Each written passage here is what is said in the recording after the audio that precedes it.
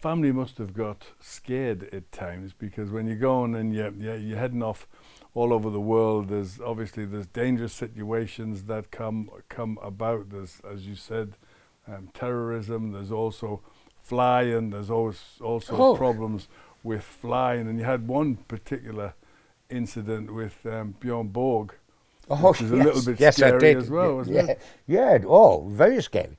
It was celebrations for Newcastle 500 years. And one of the sponsors was Saab, Swedish company. And they said, what can we do to help the celebrations, make them extra special? I know what we'll do. We'll bring up Björn Borg, who's Swedish. So, and he's prime. He's just won Wimbledon a month and a half before he come to Newcastle on that flight. Right. He just won Wimbledon, so he was big time, and all the girls adored him. You know, he was this beautiful, handsome guy. Hated him myself, but no, I didn't. But he looked like the Viking, you know. And the idea was that I would fly down to London, then we would fly up to Newcastle on the Saturday morning, and I would be with him, and I'd do a story of the whole thing. Then we walked down Eldon Square through all the punters, etc., and did something on stage. That's fine. Flew down on the Friday, stayed overnight in the hotel. Only trouble is, during the night, storms were let loose all over London, and it was lashing down, and winds were like 100 miles an hour.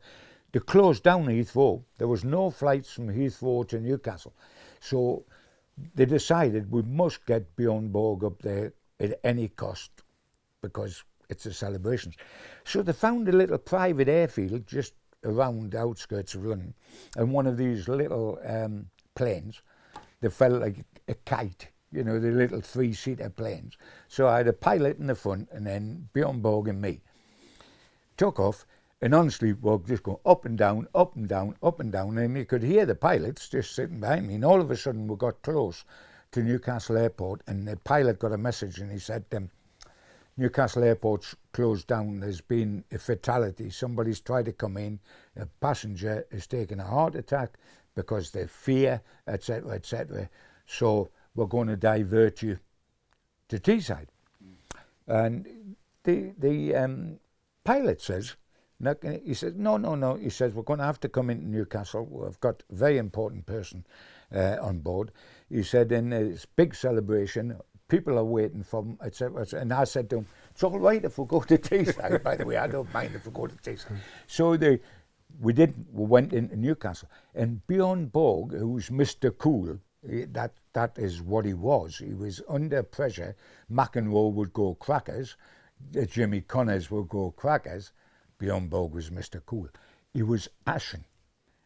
He's never at any stage of his career, he was absolutely ashen. And we were literally dropping 10 foot at a time. And somehow got in with the wings going like that, etc. And again, I got a page 1 lead out of it the next day.